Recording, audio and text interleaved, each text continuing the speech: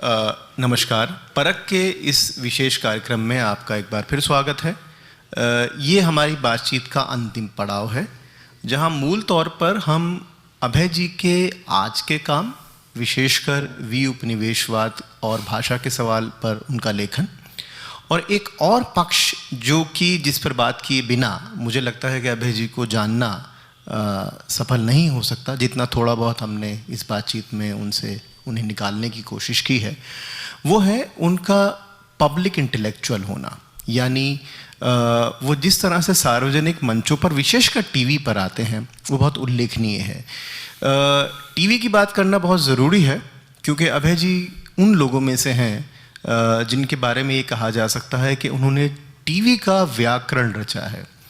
TV का व्याकरण रचने का मतलब ये कि आखिर इस बौद्धिकता को, जो हमारे समाज विज्ञान की दुनिया में, हमारे एकेडमिया की दुनिया में सीमित था, उसको सार्वजनिक मंचों पर लेकर आना और आधा घंटा 45 मिनट के कार्यक्रम में उन बहसों को जो कि बिल्कुल एकदम रोज़मर्रा की ज़िंदगी, रोज़मर्रा की राजनीति से जुड़ी हुई हैं, उनमें उन तर्कों के साथ जो हमारे एकेडमिया के अंदर कहीं लाइब्रेरीज़ में, कहीं क्लासरूम में खो जाते हैं, उनके बीच में एक पुल का काम करना, उसकी भूमिका उन्होंने निभाई है।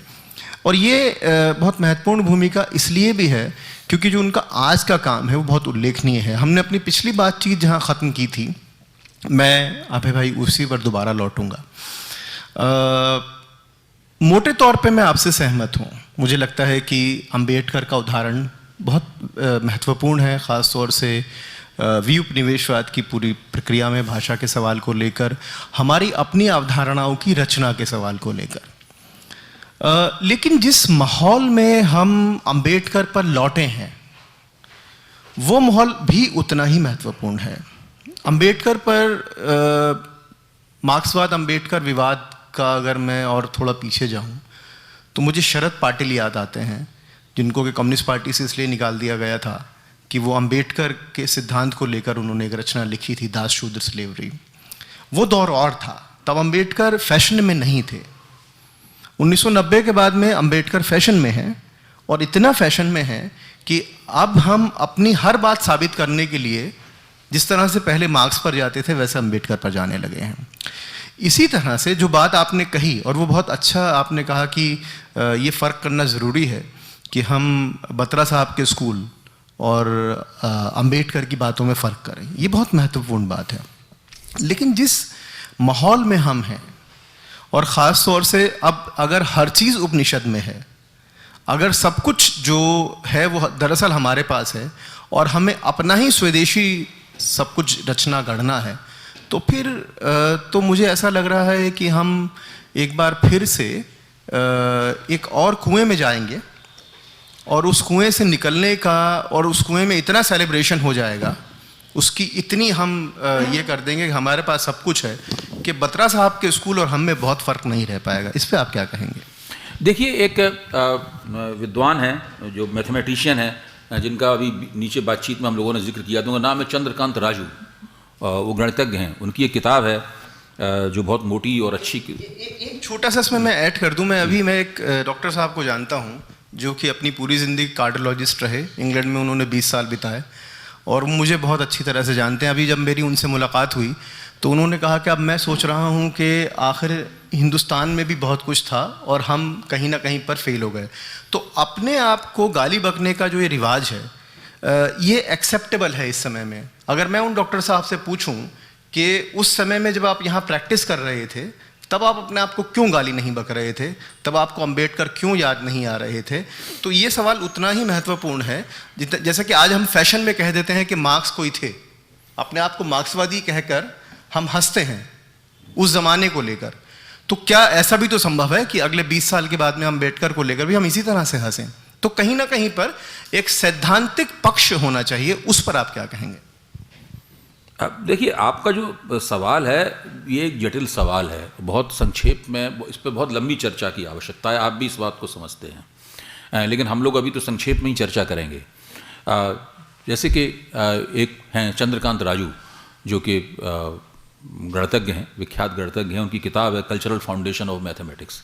उन्होंने टाइम की थ्योरी पे भी एक पुस्तक लिखी है, और अभी विनय लाल के साथ मिलकर उन्होंने किताबों की एक पूरी सीरीज़ तैयार की है जिसमें वैकल्पिक चिंतन, वैकल्पिक संज्ञानात्मक चिंतन है, ज्ञानात्मक चिंतन है, उसके ऊपर चर्चाएं की गई हैं उस किताब के अंदर।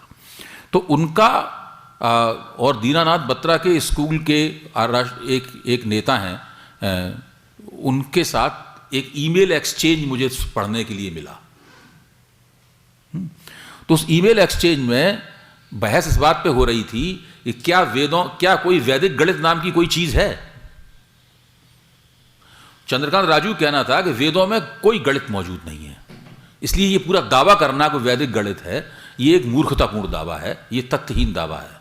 तो उसके जवाब में दीनानाथ बत्रा स्कूल के जो प्रवक्ता थे उन्होंने कहा कि तकनीकी रूप से आपकी बात सही है, तथ्यात्मक रूप से आपकी बात का खंडन नहीं किया जा सकता कि वेदों में गणित नहीं है, लेकिन जब हम वेदों में केवल वही चीज नहीं है जो वेदों में लिखी हुई हो, वेदों के साथ में एक पूरी दुनिया बनती है, संसार बनता है, इसलिए अगर हम वैदिक गणित नाम के फिक्रे का इस्तेमाल करते हैं तो ये अपने आप में एक सही बात है, मतलब जो है, इसलिए आप उसका खंडन मत कीजिए वैदिक। तो इसके जवाब में चंद्रकांत राजू कहना यह था कि न्याय शास्त्र के नियमों के अनुसार आप इस योग्य नहीं है कि आपसे बहस की जाए।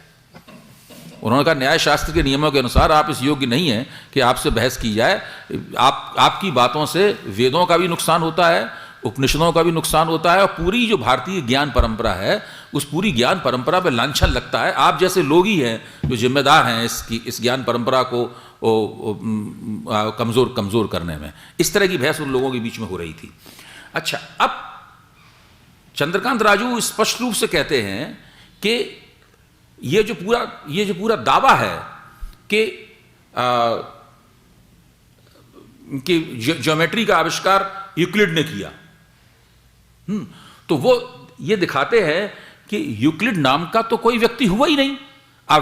आप विकिपीडिया पर टाइप कीजिए यूक्लिड करके, तो तुरंत एक उसमें गोरी चमड़ी का एक पुराना यूनानी दावा किया जाएगा, एक यूनानी कोई विद्वान गणितज्ञ था जो गोरी चमड़ी का था, वो था। तो नहीं, यूक्लिड तो एक औरत का नाम था जो कि हबशी थी, यानी उस काली चमड़ी की औरत थी, और वो गणितज्ञ भी थी साथ में।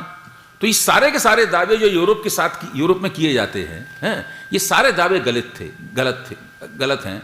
और भारतीय जो परंपरा है ज्ञान की, जो गणितज्ञ होने की गणित की भारतीय परंपरा है, उसमें तो कैलकुलस थी, उसके अंदर ट्रिग्नोमेट्री थी, और वो सारी की सारी यहाँ से यूरोपियनों ने चुराई और उसका हमें श्रेय नहीं दिया।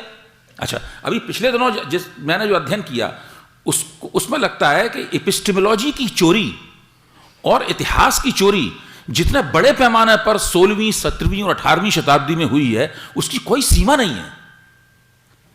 और सारा अरबों द्वारा विकसित किया हुआ सारा ज्ञान यूरोपियन हड़प गए, भारतीयों द्वारा विकसित किया हुआ सारा ज्ञान यूरोपीय हड़प गए, चीनियों द्वारा विकसित किया गया सारा ज्ञान यूरोपियन हड़प गए। अब हम अगर इस बात को कहेंगे तो फिर तर्क ये आएगा कि आप तो किसी गहरे कुएं में उतरने की तरफ ले जा रहे हैं। तो अब हम इस डर से इस बात को ना कहें, जबकि ये सारे तथ्य हैं। कोई भी यूरोपियन विद्वान इस बात का जवाब नहीं देता है, और ये बातें सारी दुनिया में पिछले 25-30 साल से जोर जोर से कही जा रही हैं कि आपने ये किया। ये सारा सिद्धांत सास्युर की जो थ्योरीज हैं वो भरथरी से आई हैं, जो वाक्यपदियम से निकली हैं, लेकिन यूरोपियन इस बात को नहीं मानते। यूरोपियन लगातार कहते हैं कि गणित का आविष्कार भी हमने किया, विज्ञान का आविष्कार भी हमने किया, और थियरिया ग्रीक में बोलते हैं थियरिया, जो थियरी है, थियरी तो हम ही बना सकते हैं, बाकी तो कोई इस योग्य है ही नहीं दुनिया में जो थियरी बनाए। और इस बात को वो जोर देकर बार बार कहते हैं, मतलब उनको आप कुछ भी कहते रहिए, कोई चिंता नहीं है, वो अपनी बात यही लगातार कहते रहते हैं। अभी 15 दिन पहले तक बात कह रहे थे वो, ये ऐसी बात नहीं कि ये 19वीं सदी में कहते थे, अब नहीं कहते मतलब। अच्छा, अब प्रश्न ये है कि आप इस चीज का मुकाबला कैसे करेंगे? आप उनकी बात मानते रहें या इस डर से चुप बैठे रहेंगे उससे हिंदुत्ववादियों को फायदा हो जाएगा? हम लोग ज्ञान के क्षेत्र में काम करते हैं, हमारे अंदर इतनी प्रतिभा होनी चाहिए कि हम अपनी बात को इस तरह कहें कि हिंदुत्ववादियों को भी लाभ ना हो और हमारी बात भी हो जाए। इस डर से तो हम सच्चाई, भाई उपनिवेशीकरण तो एक बहुत लंबी लड़ाई है। हमारे ऊपर 190 साल तक अंग्रेजों की हुकूमत रही, 190 साल में अंग्रेजों ने हमारे सेल्फ को बदल दिया। कुछ हम कुछ है ही नहीं, क्योंकि पुराना ज्ञान का दरवाजा बंद कर दिया गया। जो अंग्रेजों के भारत में आने से पहले जो भी ज्ञान पद्धतियां और ज्ञान था, उसका दरवाजा बंद कर दिया गया। हम इस योग्य भी नहीं है कि उसकी प्रासंगिकता की जांच कर सकें। इस योग्य हम इसलिए नहीं है क्योंकि हमें पता ही नहीं है कि वो क्या था। सबसे पहले तो मैं कहता हूं, सबसे पहले तो उन सवालों को दोबारा पूछने की जरूरत है जिन सवालों को हल मान लिया गया है। और यूरोप से जो बातें हमें थमाई जा रही हैं या थमाई जाती रही हैं, उन बातों के ऊपर फिर से अब जैसे हमारे कुछ विद्वान कहते हैं कि ठीक है, यूरो केंद्रीयता एक चीज है, उसके साथ संघर्ष किया जाना चाहिए, लेकिन फिर वो इस तरह बात को पेश करते हैं, मार्क्सिज्म यूरो केंद्रीयता का हिस्सा नहीं है, फेमिनिज्म यूरो केंद्रीयता का हिस्सा नहीं है, ये अलग से कोई चीज आई है, मतलब जो है। लेकिन अब हमको चाहिए, हम इन तमाम दावेदारियों की, मेरी अपील सिर्फ ये है, मैंने पिछले 5-6 साल में जो लिखा है और जो बोला है, उसके केंद्र में केवल एक ही बात है कि हर चीज की जांच कीजिए। आपको जो बताया जा रहा है उसको मानने से पहले एक बार कृपा करके उसकी जांच कर लीजिए कि ये ठीक है कि नहीं है। अगर फिर भी आपको ठीक लगता है, आप जरूर अपनाइए। मैं तो ये मानता हूं कि मैं पश्चिम विरोधी नहीं हूं। पश्चिम की बहुत सी चीजें मुझे पसंद हैं, केवल सिंगल माल्ट विस्की ही नहीं, और भी चीजें मुझे पसंद हैं पश्चिम की। लेकिन मैं ये मानता हूं कि मुझे ये अधिकार होना चाहिए कि मेरे कुर्सी के बगल में एक धुला पुछा, साफ सुथरा, अच्छा सा, कीमती लगने वाला एक कूड़ेदान होना चाहिए, जिसके अंदर वेस्टर्न सोशल थ्योरी पड़ी हुई हो। इसको हम फेंकने नहीं जा रहे हैं, उसके अंदर रहेगी। हमारा जब मन होगा उसमें से निकाल के कोई चीज हम इस्तेमाल करेंगे। मजबूरी नहीं होनी चाहिए वेस्टर्न सोशल थ्योरी हमारी। आज हमारी मजबूरी है वेस्टर्न सोशल थ्योरी। भाई, हम थ्योरी गाथाओं में फेमिनिज्म की तलाश करते हैं। बुद्ध के जमाने की थ्योरी गाथाएं हैं, उनमें फेमिनिज्म की तलाश करते हैं। अशोक की लाटों के ऊपर हम सेकुलरिज्म की तलाश करते हैं। आप समझते हैं ये उचित समाज विज्ञान है?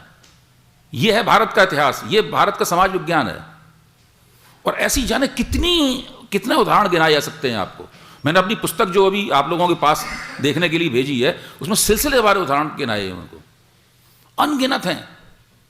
तो हम लोगों की जो बौद्धिक आत्महीनता है, उसकी कोई सीमा होनी चाहिए भाई, उसकी कोई सीमा निर्धारित कीजिए। जी, ये जो विऔपनिवेशीकरण का जो कोशिश बौद्धिक, सांस्कृतिक या दीगर ढंग से की जा रही है, वो निश्चित तौर पर स्तुत्य है। लेकिन उसका जो रास्ता है बज़ाहिर उसके खिलाफ संघर्षों से ही होकर गुजरेगा। और उस संघर्ष के लिए ज़रूरी है ये भी शायद जानना कि वो परंपरा जिसको हम पाश्चात्य कह देते हैं, जिसमें बहुत सारी चोरियां हैं, बहुत सारे डाके हैं, बहुत सारा ज्ञान को अप्रोप्रिएट कर लिया गया है, वो भी है, और दूसरे को नीचा भी दिखाया गया। जाहिर है जब आप सत्ता चलाते हैं तो ये भी करते हैं उसमें कि पहले उसको बताते हैं कि तुम्हारे पास ज्ञान भी नहीं है, बाकी चीज़ें तो वो सब हम जानते हैं। और इसकी आलोचना ऐसा नहीं कि पाश्चात्य विद्वानों ने ही कॉलोनियलिज्म की आलोचना नहीं की थी, हमको उसमें शामिल रखना पड़ेगा। वैसे ही जैसे कि हम सबको एक लाठी से नहीं हाँक सकते हैं कि पोस्ट स्ट्रक्चरलिज्म क्या है, स्ट्रक्चरलिज्म क्या है, फूको क्या कह रहा है और दरिदा कैसे उनसे मुखातिब हैं, वगैरह वगैरह। और वो चल रही है बात, जैसे मुनियोलो की बात कर रहे हैं, दीगर अब जिस तरह के से ग्लोबलाइजेशन या साउथ नॉर्थ का जो क्रिटिकल डायलॉग आजकल हो रहा है, जिसमें हम लोग सब एक तरह से शरीक हैं। तो इस विवाद से होकर, इस डायलॉग से होकर ही ये जो उलट पुलट हम करना चाहते हैं ज्ञान की दुनिया में, वो होगा।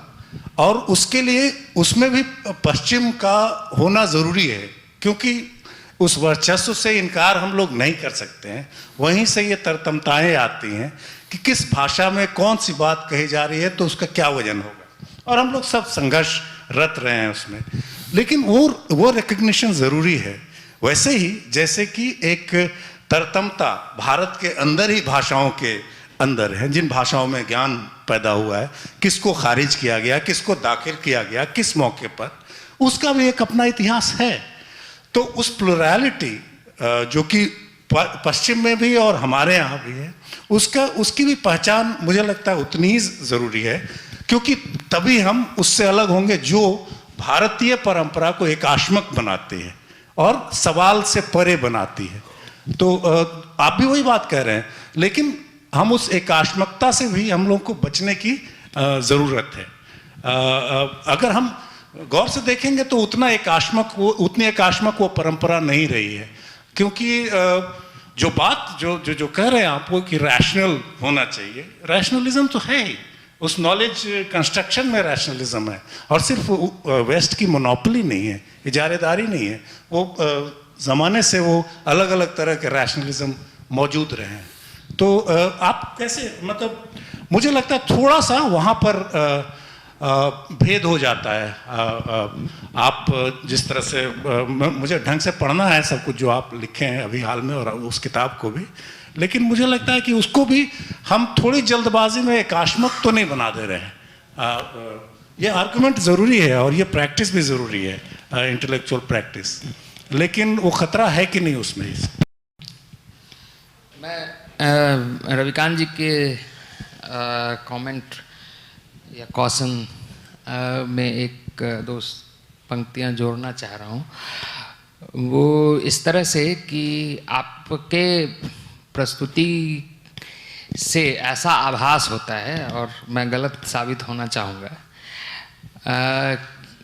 और वो आभास होता है कल्चरल इनकमेंसरेबिलिटी का, कि दो ध्रुव हैं, पश्चिम और गैर पश्चिम, और वो मूलतः इनकमेंसरेबल है।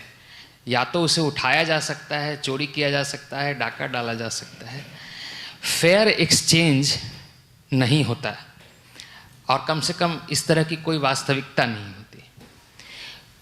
अलग अलग संदर्भों में मतलब आदान प्रदान जो है वो हमेशा ही हायरार्की और इसके थ्रू ही होता है।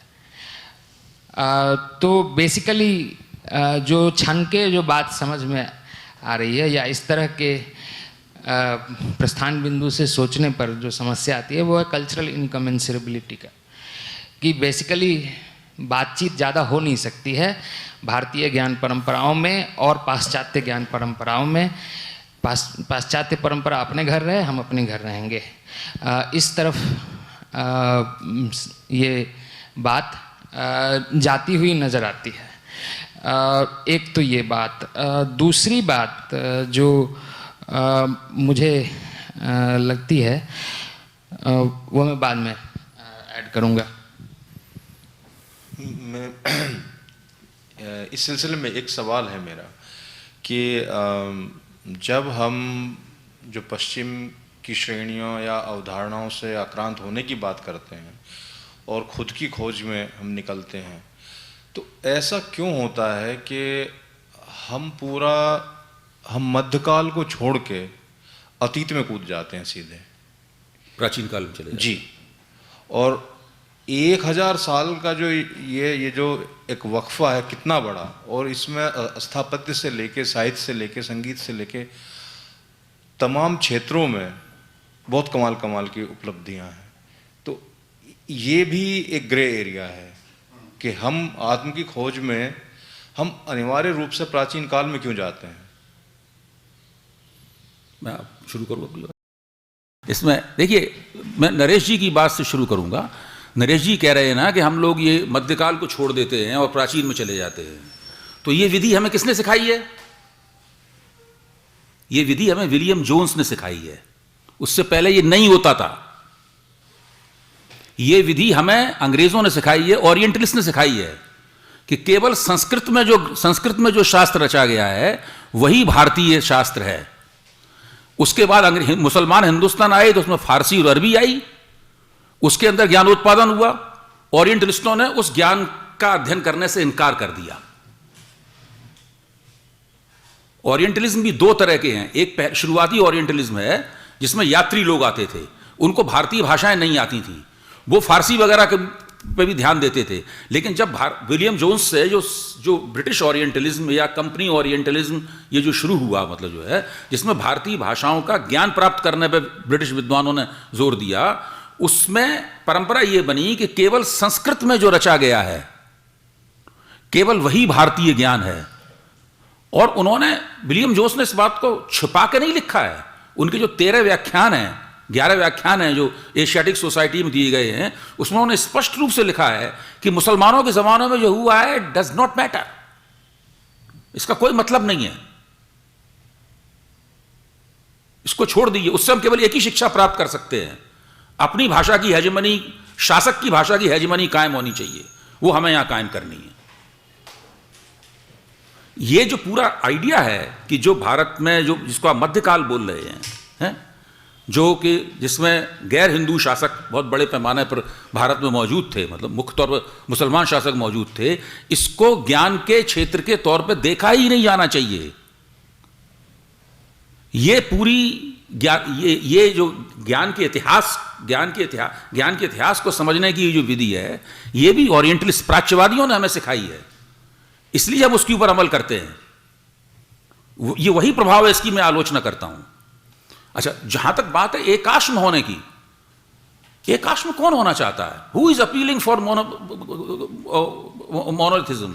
कोई नहीं कर रहा है अपील, ना वो कर रहे हैं अपील, ना हम कर रहे हैं अपील। आई कहां से बात ये? भाई कौन एकाश? अब जैसे कि मान लीजिए शंकराचार्य हैं, शंकराचार्य वेदांती हैं, वो कहते हैं कि ब्रह्म सत्य है, जगत मिथ्या है, यही तो वेदांत हुआ। लेकिन रामानुजाचार्य कहते हैं कि नहीं नहीं, जगत भी सत्य है, जीव इसलिए सत्य है क्योंकि ब्रह्ममय है, तो वहां ब्रह्म सत्य है। वो अंबेडकर का जो ब्रह्माइज्म है, वहां रामानुजाचार्य की बात फिट होती है। अंबेडकर उसका जिक्र नहीं करते, लेकिन अगर आप ब्रह्माइज्म को एक आधुनिक विद्वान द्वारा सूत्रीकृत की हुई थियरी के तौर पर लें, तो रामानुजाचार्य की वहां बात जाती है, वहां पर फिट होती है। तो अच्छा, दूसरी बात यह है, जब ये कहा जाता है कि हम उस खोज में निकलेंगे तो हम कहीं गलत जगह ना पहुंच जाएं, क्या हमने वो खोज शुरू की है? क्या भारत के समाज वैज्ञानिकों ने वो खोज शुरू की है? जितना समय हम लोगों ने वेस्टर्न सोशल थ्योरी पढ़ने में और समझने में लगाया है, उसका 5% भी हम लोगों ने क्या भारतीय ज्ञान को प्राप्त करने में लगाया है? या जैसी वेस्टर्न सोशल थ्योरी में सवाल उठाया जाता है, हम फौरन कहने लगते हैं कि हम गलत जगह पहुंच जाएंगे अगर हमने खोज शुरू की। खोज ही नहीं शुरू की भाई, एक बार खोज तो शुरू करो, फिर देखो गलत जगह पहुंच रहे हो कि सही जगह पहुंच रहे हो। कल्चरल इनकमेंसरेबिलिटी ये हम नहीं कह रहे हैं, ये वो कह रहे हैं। फूको को पढ़िए ना, आप दरीदा को पढ़िए ना, जिनकी विरदावली गाने की छिपी हुई आकांक्षाएं आप लोगों में व्यक्त हो रही हैं, आप पढ़िए ना उनको।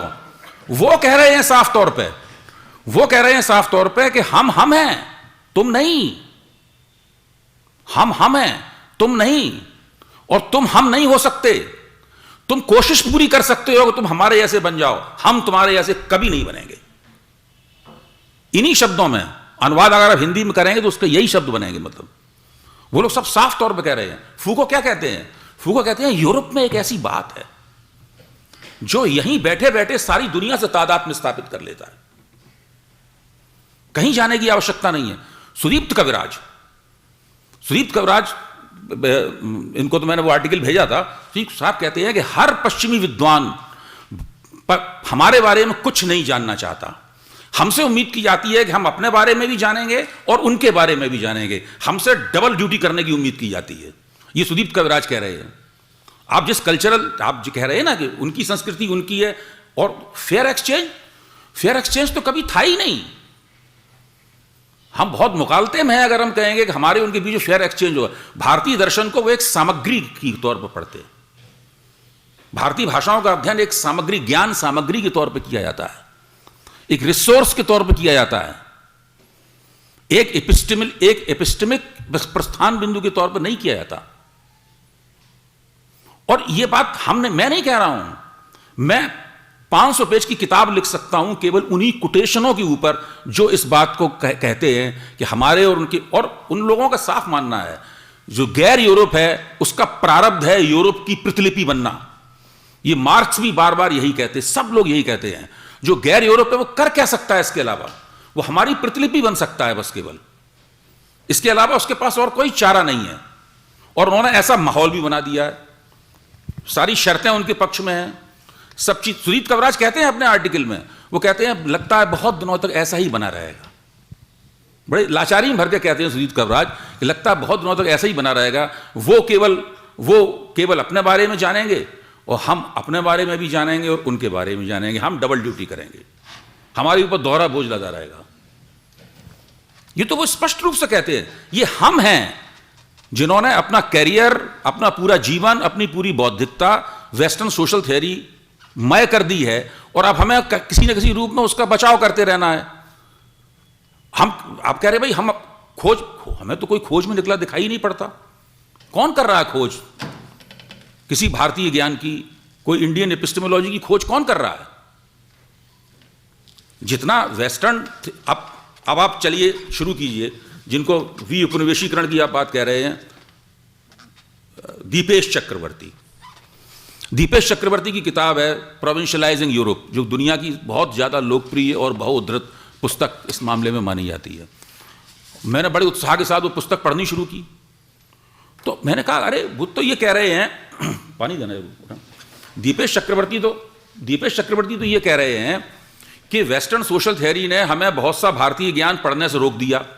हम गंगेश का अध्ययन नहीं कर पाए, हम भर्तृहरि का अध्ययन नहीं कर पाए, हम अभिनव गुप्त का अध्ययन नहीं कर पाए। अगर वेस्टर्न सोशल थ्योरी का इम्पैक्ट नहीं होता तो हम ये सब चीज़ें भी पढ़ते, हम इनका अध्ययन नहीं कर पाए। फिर बाद में कहते हैं लेकिन मेरा मतलब ये नहीं है कि इस थ्योरी को हम रिजेक्ट कर दें, मैं बिल्कुल नहीं कह रहा हूं। ये थ्योरी हमारे बड़े काम की है, ये गिफ्ट है। गिफ्ट शब्द का इस्तेमाल जम के होता है सब जगह। ये तो गिफ्ट है हमारे लिए, एक तोहफा है। क्या तोहफा हमने मांगा था? हमारे गले में डाल दिया गया तोक की तरह, या दिखाया गया? अच्छा, इसी तरीके से 60 के दशक में डॉक्टर त्रिगुण सेन, जो भारत के तत्कालीन शिक्षा मंत्री थे, उन्होंने कुलपतियों की एक सम्मेलन में भाग लेते हुए कहा कि अंग्रेजी भाषा वर्ग अंतराल को बढ़ाती है, ऊंच नीच को बढ़ाती है, लेकिन हमें इसका त्याग नहीं करना चाहिए। ये गिफ्ट है। अंग्रेजी भाषा भी गिफ्ट है, वेस्टर्न सोशल थ्योरी भी गिफ्ट है, और एक ऐसा गिफ्ट है जिसका इस्तेमाल, जिसको बरतने के लिए हम मजबूर हैं। अच्छा, जब ये किताब लिख गई, वेस्टर्न सोशल चर्चा हो गई, उसके बाद उन्हीं के कई दोस्तों ने, इसमें अजय स्कारिया शामिल हैं, उन सब ने इस बात की बड़ी समीक्षा की, ये गिफ्ट क्या है, इस गिफ्ट की प्रकृति क्या है। इस गिफ्ट की प्रकृति हायरार्किकल है, इसमें जोर जबरदस्ती है, इसके अंदर क्या है इस गिफ्ट में? ये गिफ्ट किसने मांगा था, कब दिया गया, कैसे ग्रहण किया गया? तो ये, अच्छा दूसरी बात, जो वी उपनिवेशीकरण की आलोचना वगैरह की जाती है, आशीष नंदी ने इंटीमेट एनिमी में, इसको आपने बहुत अच्छा टाइटल दिया, जिगरी दुश्मन, आपको श्रेय आपको जाता है उसने, प्रभात ने। अच्छा, तो बहरहाल बहुत अच्छा टाइटल है वो, जिगरी दुश्मन। तो मेरा कहना यह है कि उन्होंने साफ कहा है कि पश्चिम न केवल हमारे साथ है, बल्कि वो हमें, पश्चिम न केवल हमें सब कुछ सिखाता है, बल्कि वह हमें हमारी आलोचना करना, अपनी आलोचना करना भी सिखाता है। ये सारी विधियां आलोचना करने की जो हम दीपेश चक्रवर्ती में देखते हैं, संजय सेठ में देखते हैं, इन सब लोगों में देखते हैं, ये सब पश्चिम ने ही आलोचना करने की विधियां सिखाई हैं। ये पश्चिमी ज्ञान मीमांसा का कारागार बड़ा ही विचित्र तिलिस्मी कारागार है। इसके दरवाजों पे चौबदार खड़े हुए हैं, कहीं उदारतावाद खड़ा हुआ है, कहीं मार्क्सवाद खड़ा हुआ है, कहीं नारीवाद खड़ा हुआ है, ये सब चौबदार हैं। और जब आप इन दरवाजों से निकलने, किसी एक को गच्चा देकर दूसरे दरवाजे से निकलने की कोशिश करते हैं, तो जो मार्क्सवादी है वो उदारतावादी हो जाता है मैक्सिमम। तो उदारतावाद और मार्क्सवाद का तो फैमिली फ्यूड है ये तो भाई। पूंजी समाजवाद और लिबरलिज्म, सोशलिज्म और लिबरलिज्म की बहस क्या है? ये तो पारिवारिक झगड़ा है उनका। हम लोग इस पारिवारिक झगड़े में भाग लेते हैं, हम लोग बहस करते हैं आके भारत का संविधान, इतनी मोटी किताब छपी है इसके ऊपर, भारत का संविधान कितना उदारतावादी है। उसमें सब राजीव भार्गव से लेके और आदित्य निगम और सुदीप्त कवराज वगैरह सब ने लेख लिखे हैं उसके अंदर कि भारत का संविधान उदारतावादी है कि नहीं, हमारा समाज कितना सेकुलर है। ये 60 के दशक से ही बहस शुरू हो रही है। सेमिनार ने इसके ऊपर स्पेशल इशू निकाला था। आप ये देखिए ना, जिसको आप कह रहे हैं कि क्या ये फेयर एक्सचेंज है, क्या ये कल्चरल इनकमेंसेबिलिटी है, क्या हमने अपने कोई खोज शुरू कर दी है, हम किसी खोज पे निकल पड़े हैं और किसी गर्त में गिरने के लिए हम अभिशप्त हैं। जरा अपनी इन बातों पे पुनर्विचार कीजिए। मेरी अपील ये है कि क्या वास्तव में ऐसा कुछ हो रहा है क्या? एक विद्वान का तो नाम बताइए जो खोज पे निकल पड़ा हो। कमल को कुछ पूछना था भाई, ये रह जाएगा। इसी बात से मैं आपको थोड़ा और पहुंचूंगा। ये कहना चाह रहा हूँ कि ये जो समाज विज्ञान में ऐसा नहीं हुआ है और वेस्टर्न सोशल थियरी में ऐसा नहीं हुआ है। तो एक बड़ा ही छोटा सा डब्बा है जिसको आप बड़ा आकार देकर उद्धृत कर रहे हैं, अगर मैं ऐसा कहूँ तो आपकी क्या प्रतिक्रिया होगी? क्योंकि हिंदी में समाजशास्त्र या समाज विज्ञान करना या उसका प्रैक्टिशनर बनना और आलोचना तक सीमित रहना और तीखी आलोचना करना और जायज़ आलोचना भी करना, किंतु वैकल्पिक या दूसरी परंपरा की खोज करने वाले या ऐसी बहुत लंबी परंपरा जो हमारे यहाँ रही है, उस तरह के लेखन का आपके लेखनी में लगभग सिरे से गायब हो जाना, तो क्या इन आपके इस तरह के फ्रेमिंग में या आपके इस नाटकीयतापूर्ण अंदाज से के वाले आगाज में, है ना, इसका कोई रोल होता है? हाँ, मैं आपकी बात जवाब दूँ। देखिए, मेरे साथ तो दिक्कत यह है कि मैं तो सह अपराधी हूँ, मैं तो कॉम्प्लिसिट हूँ, और मैं अपनी इस कॉम्प्लिसिटी से उबरने की कोशिश कर रहा हूँ। ये जो भी बात कह रहा हूँ आप लोगों को संबोधित है ही नहीं, वो चाहे मेरी वो हिंदू एकता वाली किताब हो, चाहे ये किताब हो, ये तीनों वॉल्यूम जो मैं लिख पाया अगर अपने जीवन में, ये आप लोगों को संबोधित नहीं होंगे। ये मैं अपने विचारों में संशोधन करने के लिए मैंने ये काम कर रहा हूँ, पहली बात तो ये। दूसरी बात ये है कि मुझे भारतीय ज्ञान परंपरा की कोई जानकारी नहीं है, मैं उसमें बिल्कुल निपट अज्ञानी हूँ, और मेरे पास जीवन में इतना समय नहीं है कि अब मैं उसकी जानकारी हासिल कर सकूँ। अभी मुझे उसकी जानकारी हासिल करने में मुझे 20-30 साल लगेंगे, और 10-12 साल बाद मेरी काम करने की क्षमताएं समाप्त हो जाएंगी। तो कम से कम मैं केवल इतना काम जरूर करना चाहता हूं है कि जो सवाल पूछने बंद कर दिए गए हैं, दुनिया में और जगह पूछे जा रहे हैं, ऐसी बात नहीं है। हमारे यहां हम लोग ब्रिटिश और यूरोपियन एपिस्टेमोलॉजी के सबसे बड़े गुलाम हैं। अफ्रीकी लोग इतने बड़े गुलाम नहीं हैं, क्योंकि वहां पर उपनिवेशवाद का इतिहास अलग तरीके का है। लैटिन अमेरिका में उपनिवेशवाद का इतिहास अलग तरीके का है, तो वो जिस मुकाम पर खड़े हुए हैं उन्हें थोड़ा इसके वैकल्पिक चिंतन में ज़्यादा सुविधा प्राप्त है। हम लोग ज़्यादा बुरी तरह फंसे हुए हैं इस मसले में। तो मैं तो केवल इतना करना चाहता हूं कि जो सवाल पूछने बंद कर दिए गए हैं, मैं कुछ इतना शोरगुल मचा देना चाहता हूं, इसको आप नाटकीय अंदाज कह रहे हैं, मैं इतना कोलाहल पैदा कर देना चाहता हूं कि वो सवाल पूछे जाने लगे, फिर से उनकी वो चर्चा होने लगे। मेरी इतनी औकात नहीं है कि मैं किसी वैकल्पिक चिंतन की पेशकश कर सकूं, हालांकि अगर मैं कर सकता तो मैं अपने आप को धन्य मानता, लेकिन मेरी औकात नहीं है, ना मेरे पास इतना समय है, और अभी मेरा मन और धैर्य भी नहीं है मेरे पास इतना। अभी मैं ये काम कर देना, फिर अगर जीवन में समय लगा तो मैं वो भी करने की कोशिश जरूर करूंगा। ये बात दूसरी है, और मैं इससे सहमत नहीं हूं कि भाई कि यूरो केंद्रीयता की जो आलोचना होती रहती है, बहुत लोगों ने की है। मेरा कहना है कि यूरो केंद्रीयता की ज़्यादातर आलोचनाएं यूरो केंद्रीयता द्वारा सिखाए गए तरीकों से ही होती हैं। वो दरअसल उसी को घूम फिर के उसी को पुष्ट करती हैं। बहुत कम आलोचनाएं ऐसी हैं जो कि रेडिकल आलोचनाएं हैं, जो सही जगह उंगली रखती हैं। वो आलोचनाएं बहुत ही कम हैं। हमारे एक एक कदम में, एक एक वक्तव्य में यूरो केंद्रीयता झलकती है, जाने या अनजाने। मैं केवल, और इसका मुझे फायदा यह हुआ कि जब मैंने भाषाओं के जरिए, भाषा वाले दरवाजे से मैं उपनिवेशवाद के अध्ययन में घुसा, तब मुझे फायदा हुआ कि बहुत सी ऐसी चीजें जिनको हम ऐसा समझते थे, अरे वो तो ऐसी नहीं ऐसी हैं, मतलब जो है ऐसी नहीं ऐसी हैं, बिल्कुल नई तस्वीर देखने को मिली। और वो तस्वीर अभी भी बढ़ रही है लगातार। ऐसी बात नहीं कि मैंने पूरी तस्वीर देख ली है, शायद मुश्किल होता है पूरी तस्वीर एक व्यक्ति द्वारा देखे जाना। उसके लिए आप सब लोगों की मदद की जरूरत पड़ेगी। मैं दो सवाल पूछूंगा। एक सवाल तो नरेश जी से बातचीत करते हुए कल आई थी जी, और एक इसके बारे में कि जो आप यूरो केंद्रीयता या यूरोप से जो अवधारणाएं हम लेते हैं और उनका हमारे जीवन में जो हमारी भूमिका है हमारे जीवन में उन अवधारणाओं की, उसके संदर्भ में है।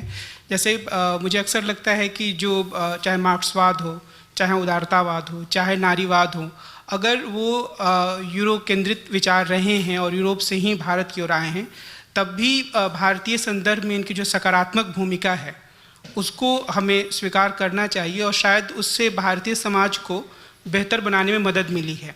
हो सकता है कि उनकी कई सीमाएं भी हों, जो कि आपने जो चैप्टर्स दिए हैं उनमें कहीं उसका जिक्र भी है, पर फिर भी मुझे लगता है कि शायद इस पूरे विमर्श में जब हम ज्ञान के व्युपनिवेशीकरण की बात कर रहे हैं और जब हम ये कह रहे हैं कि जो भारतीय ज्ञान परंपरा उस पर ज़्यादा ध्यान देने की ज़रूरत है, तो शायद उसके साथ इस बात की भी ज़रूरत है कि कई सारी अवधारणाएँ जो पश्चिम से आई हैं उनके सकारात्मक भूमिका को या उनके योगदान को भी एक इंगित किया जाए या उसके महत्व को स्वीकार किया जाए। ख़ासतौर पर इसलिए क्योंकि समाज के जो कई वंचित समूह हैं वो ये मानते हैं कि इन अवधारणाओं के कारण या इन विचारों के कारण ही हमारी मुक्ति का रास्ता खुला। एक तो ये बात है। दूसरा ये प्रश्न है जो मेरे मन में भी कई बार रहा और नरेश जी से बातचीत करते हुए भी ये बात आई कि जो आपकी मध्यम मार्गी विमर्श वाली पुस्तक है जिसमें आपने जो दलितों की राजनीति है या पिछड़े वर्ग के नेताओं की राजनीति है उसकी आपने सही ही तिखी आलोचना की है, लेकिन उससे बाहर निकलने का रास्ता क्या हो सकता है, राजनीति को एक ज़्यादा प्रगतिशील दिशा कैसे दी जा सकती है, वो बिंदु और ज़्यादा साफ तरीके से सामने आए तो शायद हमें और चीज़ों को समझने में मदद मिले। तो यही दो प्रश्न हैं। देखिए, आपने जो कहा ना उदारतावाद, मार्क्सवाद, नारीवाद, इन सब की एक भारतीय भूमिका हो सकती है, तो ये दीपेश चक्रवर्ती वगैरह सब यही बात कहते हैं। वो कहते हैं इन चीज़ों से हम कुछ हमारे लिए इनकी उपयोगिता है और अच्छी उपयोगिता है इनकी। तो वो आप जो बात कह रहे हैं वो भी कहते हैं सब, और यूरो केंद्रीयता की आलोचना करते करते ये बात अक्सर कही जाती है। अच्छा, मैं भी इस बात से बहुत प्रभावित रहा हूँ और बहुत काफ़ी समय तक इस बात को मानता रहा हूँ। जो हिंदी की आधुनिकता वाले 3 वॉल्यूम जो शिमला में बनाए थे, उसका बुनियाद, उसके केंद्र में यही भावना थी, यही तर्क था कि जब ये पश्चिमी विचार जब हिंदी की या प्रकारांतर से भारतीय भाषाओं की दुनिया में आते हैं तो उनका नाम भले ही वो रहता हो, उनका एक अलग तरह का संस्करण बन जाता है। यही तो थी ना पूरी बात, बहस उसमें वहाँ बार बार यही बात आती थी। मतलब जो है, जब आप इन विचारों के इतिहास की जांच करते हैं तब क्या चीज सामने आती है? भारत जो उपनिवेशवाद था, ऐसा कोई भी उदारतावाद का एक भी संस्थापक आप नहीं बता सकते जो उपनिवेशवाद का आलोचक हो। ये सारे लोग उपनिवेशवाद के पक्ष में थे, उपनिवेशवाद होना चाहिए इसके समर्थक थे। और उपनिवेशवाद का, इसमें कुछ लोग थे जो उपनिवेशवाद के आर्थिक शोषण का विरोध करते थे, ऐसे एडम स्मिथ। कुछ लोग किसी दूसरे पहलू का विरोध करते थे, लेकिन उपनिवेशवाद का जो साभ्यतिक मिशन था, सिविलाइजेशनल कन्वर्जन का जो मिशन था, हर व्यक्ति उसका सपोर्टर था, बिना किसी अपवाद के। एक व्यक्ति नहीं बता सकते, एक लाइन नहीं आप कोट कर सकते जिसने इस साभ्यतिक मिशन का विरोध किया हो। ये सब लोग कहते थे कि इस जहां पर यूरोप गया है अपनी फौजें, उसने कुछ फौजों से ज्यादती की है, उसने कुछ वाणिज्य के जरिए शोषण किया, ये सब बात सही है, ये ठीक नहीं है, ये सब है। लेकिन जो यूरोपियन सभ्यता है, यूरोपियन संस्कृति है, वो बिल्कुल सर्वश्रेष्ठ है, वही सर्वोच्च है, और इन सब लोगों को उसके सामने झुकना ही होगा, उसको अपनाना ही होगा, उसके रंग में रंगना ही होगा, अनिवार्यता। और ये जो लाजिमी शर्त है उनकी, मतलब जो है ये निरपवाद है। अब आप ये तय कर लीजिए क्या हमारा प्रारब्ध यूरोप है, होना है। अगर हमने ये तय कर लिया तो कोई दिक्कत नहीं है, हम अपनी दुनिया में खुश रह सकते हैं। फिर हमें ये बहस करनी छोड़ देनी चाहिए। अगर हमारा प्रारब्ध यूरोप है तो मेरा कहना है कि हमें हर चीज़ की जांच करनी चाहिए।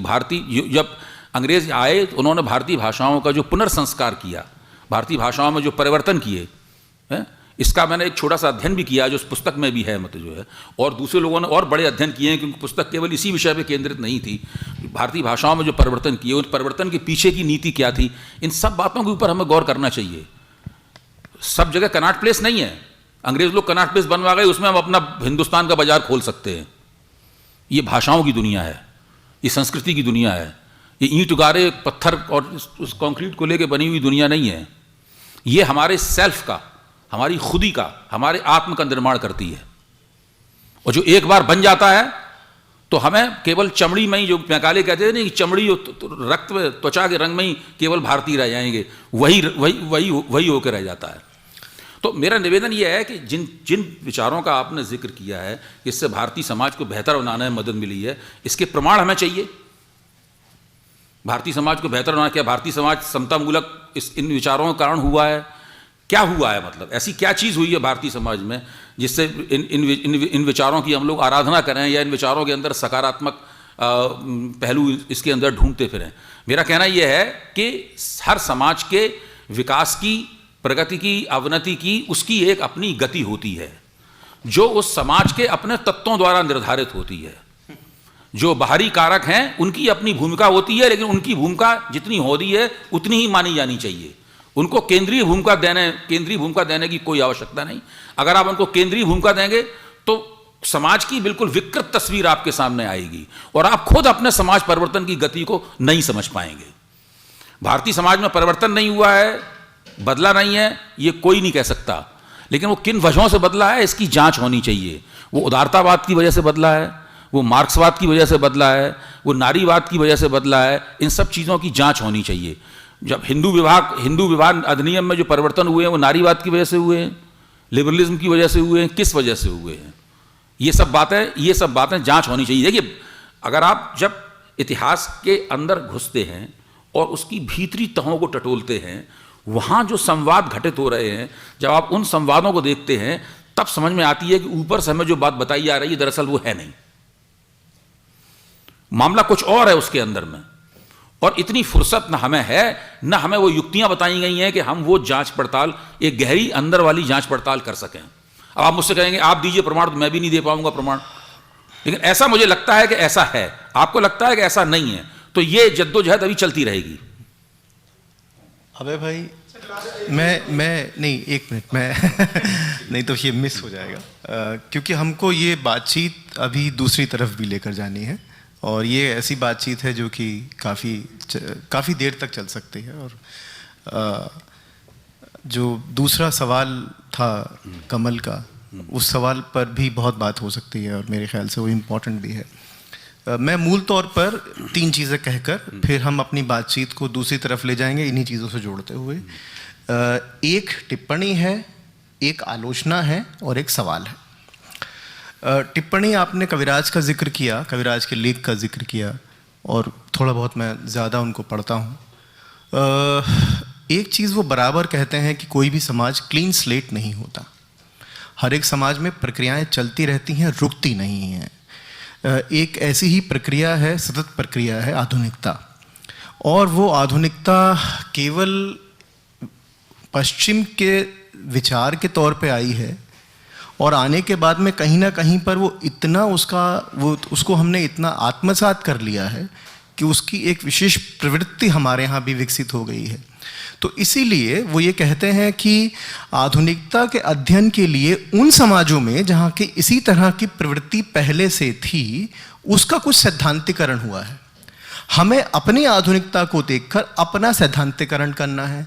इसके वो 2 स्रोत बताते हैं। एक स्रोत उन अनुभवों को देखना जिन पर कि वो सैद्धांतिकरण हुआ है, उसमें मार्क्सवाद भी हो सकता है।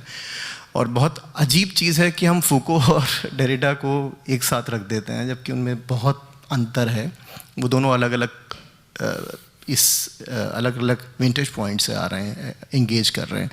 तो उनके अपने अनुभव हैं, उनका अपना सैद्धांतिकरण है। वो सैद्धांतिकरण हमारे लिए इसलिए कारगर होगा कि हम उन अनुभवों को देखें कि उस वास्तविकता को किस तरीके से सैद्धांतिकृत किया गया। इसके ज़्यादा वो कहते हैं कि हमें उसमें उलझना नहीं चाहिए। तो एक मॉडल किस्म की चीज़ है, हमारी अपनी वास्तविकता है, हमें अपनी अवधारणाओं का ज्ञान होना चाहिए, रचना संसार है। और इसी के लिए वो कहते हैं कि हमें कहीं ना कहीं पर जो हमारा बौद्धिक विकास है, इंटेलेक्चुअल डेवलपमेंट, जो हमारी इंटेलेक्चुअल हिस्ट्री है, उसको खंगोलना चाहिए। तो इसीलिए ये एक मुझे लगा कि क्लैरिफिकेशन ज़रूरी है कि जो कुछ पश्चिमी है और जो आप कह रहे हैं, उसमें जो आलोचना मेरी है वो आलोचना है जो आपने अभी पासिंग रेफरेंस में कहा।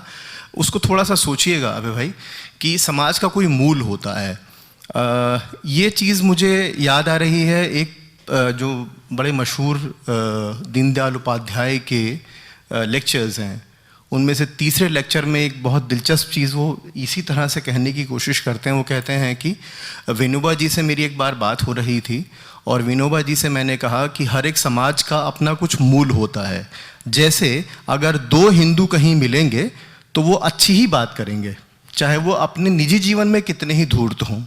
लेकिन अगर 2 अच्छे मुसलमान भी मिलेंगे और वो समाज बनाएंगे 2 लोगों का, तो वो ख़राब बात करेंगे। इसलिए समाज का अपना कुछ मूल होता है, आप ये बात नहीं कह रहे हैं, इसीलिए समाज का कुछ मूल होता है।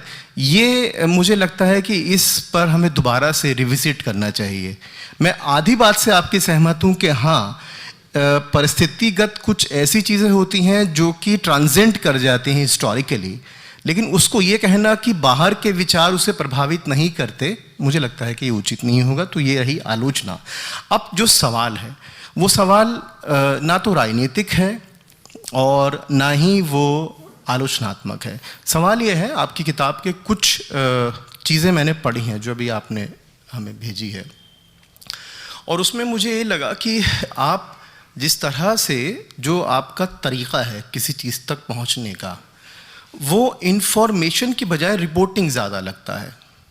आप जैसे बहुत सारी किताबों के नाम गिनाते चले जाते हैं और उसके अंदर जो तारतम्यता है उसमें एक चीज़ निकल सी जाती है, वो है पद्धति। मुझे ऐसा लगता है कि आपका जो तर्क है वो तर्क ऐसा लग रहा है कि इन्होंने भी ये कहा, इन्होंने भी ये कहा, इन्होंने भी ये कहा, और देखिए मैं इसकी तुलना में ये कह रहा हूँ। लेकिन एक जिसे हम कहते हैं कि एक मेथड, एक पद्धति जिसके ज़रिए एक जो तर्क है उसकी संरचना कैसे होती है, वो कहीं मिसिंग है। उस वजह से होता यह है कि जहाँ भी आपका तर्क कमज़ोर हो जाता है वहाँ पर आप राजनीतिक शब्दावली में कूद पड़ते हैं।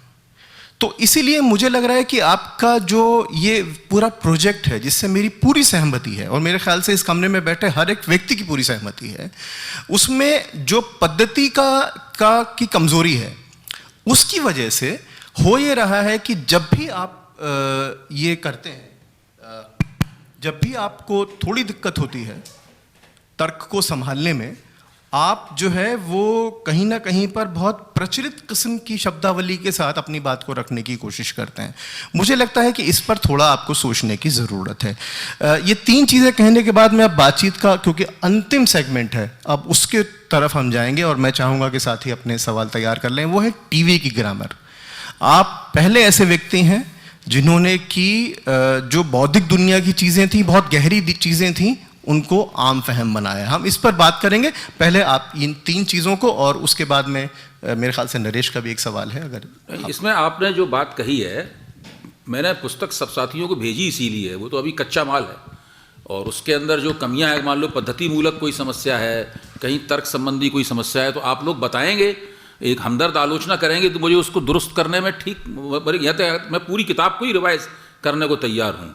अच्छा, पहली बात तो ये है। दूसरी बात ये है कि मैं कहना ये चाहता हूँ कि मैं एक ऐसी विद्वत्ता जो कि भारत में प्रचलित नहीं है, जिस पर चर्चा है, पता, ये नहीं कह रहा हूँ लोगों को पता नहीं है, लेकिन उसके ऊपर चर्चा नहीं होती, मतलब वो भारत में प्रचलित नहीं है विद्वत्ता, उस विद्वत्ता को उस किताब के जरिए इंट्रोड्यूस भी कर रहा हूँ मैं। वो बात, अब जैसे कि अभी प्रथमा ने एक किताब लिखी, उस किताब के पीछे भी डीकोलोनाइजेशन के क्लेम्स हैं। आदित्य ने एक किताब लिखी, उस किताब के पीछे भी डीकोलोनाइजेशन क्लेम है, लेकिन उसमें उस विद्वत्ता को इंट्रोड्यूस नहीं किया गया है। एक फुटनोट मिलेगा बस केवल आपको उस विद्वत्ता के बारे में पूरी किताब में, 1 फुटनोट। जबकि मैं मानता हूं कि वो एक बड़ा संसार है, एक बड़ा ज्ञान मीमांसक संसार है, जिसकी चर्चा हम लोग, जिसके जिस पे विशद चर्चाएं हम लोगों के बीच में होनी चाहिए। तो इस पुस्तक को लिखने का एक मकसद ये भी है कि वो सारा शास्त्र, मतलब वो तमाम तर्क, वो किताबें, वो लेखक, उनके बुनियादी तर्क, ये सब मैं सिलसिलेवार तरीके से आप लोगों के सामने रखूं और उनके ज़रिए अपनी बात जो है आपके सामने पेश करूं। तो ये उस किताब को लिखने की पद्धति का एक अंग है। मतलब जहाँ तक ये है कि मान लीजिए कहीं मैं कोई सस्ती राजनीतिक बातचीत कर रखी है, तो वो तो मैं निकाल दूंगा उसके अंदर से या उसको बदल दूंगा। जब मैंने हिंदू एकता वाली किताब लिखी थी तो सतीश देशपांडे ने मुझे बड़ा अच्छा सुझाव दिया था। उन्होंने कहा कि इसमें आपने जिन जिन लोगों की खिल्ली उड़ाई है वो हटा दीजिए, सारी बातें, आप बहुत व्यंग का आपने सहारा लिया है या आपने बहुत कठोर बातें उपहास किया है, वो हटा दीजिए, उससे आपकी किताब कमज़ोर होगी। तो मैंने उनकी बात मानते हुए वो सब बातें उसमें से निकाल दी। तो इसीलिए आप लोगों को दी भी गई हैं कि आप लोग उनकी बाकायदा एक सुचिंतित आलोचना मुझे दें और बताएं, 1-2 उदाहरण भी बताएं कि भाई यहाँ पे ऐसा लग रहा है, जिससे आप, तो उसको ठीक किया जा सकता है, ऐसी बात नहीं है। तो ये बात है। अच्छा, जहाँ तक सुदीप कविराज वाली बात है कि आधुनिकता की कई किस्में हैं, एक भारतीय किस्म है, उसके जरिए हम लोग वो संसाधित करते हैं। ये भी करके देख लीजिए, और किया ही जा रहा है। मेरा मानना है कि जो आधुनिकता और वेस्टर्न ज्ञान मीमांसा दो बुनियादी काम करती है। पहला काम ये करती है कि वो आपकी मौलिकता का क्षय कर देती है धीरे धीरे, और मौलिकता पूरी तरह नष्ट हो जाती है। फिर आधुनिकता का कोई भी रूप आप लें, आप उसके जरिए कुछ भी मौलिक संसाधन नहीं कर सकते। पहली बात तो मेरा लगता। दूसरी, ऐसा होता क्यों है? हर समाज, जो रविकांत ने बात कही ना कि भाई एक आश्रम नहीं है, ये नहीं है, देखिए हर व्यक्ति को अपनी समाज की आलोचना का अधिकार है। जो व्यक्ति अपने समाज की आलोचना नहीं करता वो बुद्धिजीवी नहीं है। ये बुद्धिजीवी काम अपने समाज की आलोचना करना है।